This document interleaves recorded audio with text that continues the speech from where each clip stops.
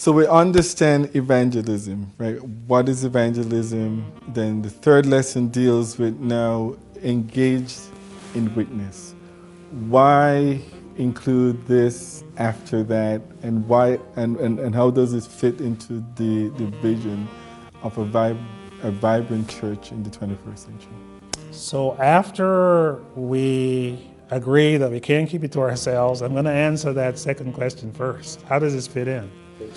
After we agree that we can't keep it to ourselves, after we understand what evangelism is, then we're engaged, fully engaged in sharing our faith with the whole world, with everybody that we come in contact with. Right. And you quoted Acts 2 as a good picture of being engaged in evangelism, right? And that lifestyle evangelism is the most effective means of evangelism. So why do you think some churches engage in other approaches to evangelism and not enough on the approach of my life acts as the tool for evangelism? Well, first of all, I just want to underscore for our viewers that my contention that lifestyle evangelism is the most effective form of evangelism. First of all, let's clarify what lifestyle evangelism is.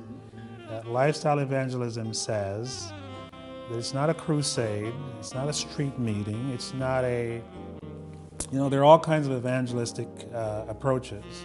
There's friendship evangelism, there is, you name it. Our Christian practitioners have come up with all kinds of formats for this.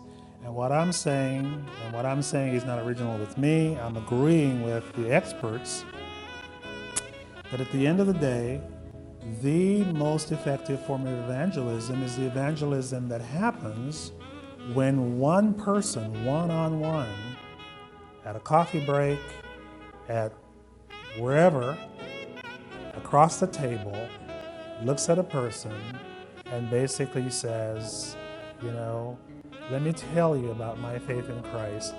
Do you have that faith? Can I offer that to you now in the love of Christ?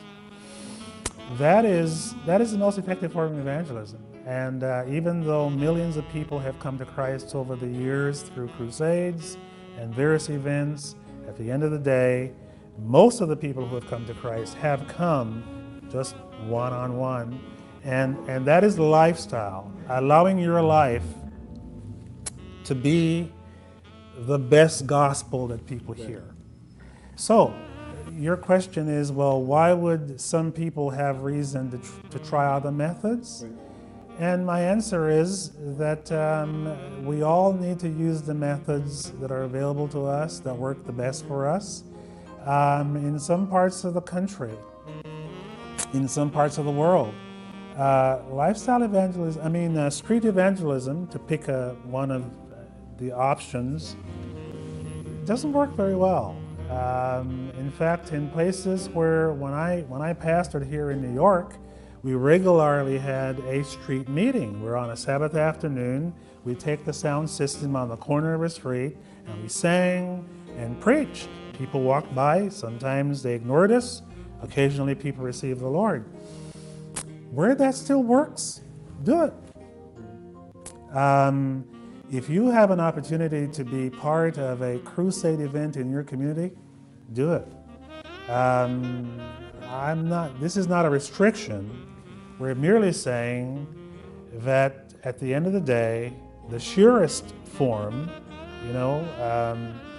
I have people ask me all the time, when is the conference going to get a tent crusade going in my community? A big tent. I came to the Lord almost 40 years ago under a tent. A tent meeting.